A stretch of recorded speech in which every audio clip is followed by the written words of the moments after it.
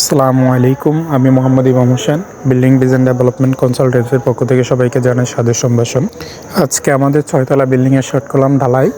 এখন ঢালাইয়ের জন্য আমরা যেই রেশিও ধরে কলাম ডিজাইন করা হয়েছে, ওই রেশিওটা কি সঠিকভাবে আছে কি না বা সঠিকভাবে দেওয়া হচ্ছে কি না, এটা পরিমাপ করার জন্য, এটা সঠিকভাবে নির্ণয় করার জন্য আমরা সিমেন্টের একটা মাপ নিচ্ছি।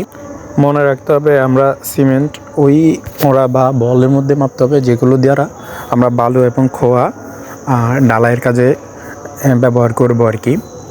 আমরা ওই একই মাপের ওরা বা বল দিয়ে সিমেন্টটাকেও মাপতে হবে। এরপরে ওই সিমেন্টটা মাপার পরে ওই সিমেন্টের অনুপাত দিয়ে আমরা বালি খোয়া এগুলো নির্ধারণ করতে পারবো। তাহলে আমরা খুব সহজে ঢালাইয়ের রেশিওটা মেনটেন করতে পারবো, এবং কি আমাদের ঢালাইয়ের রেশিওটা যদি সঠিকভাবে মেনটেন করা যায় তাহলে আমাদের কলামে পর্যাপ্ত পরিমাণ স্ট্রেংথ, যেটা ধরে বিল্ডিং ডিজাইন করা হয়েছে, এটা আসবে।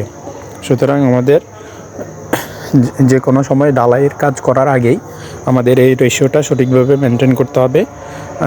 আশা করি সবাই বুঝতে পারছেন। সবাইকে ধন্যবাদ। আসসালামু আলাইকুম।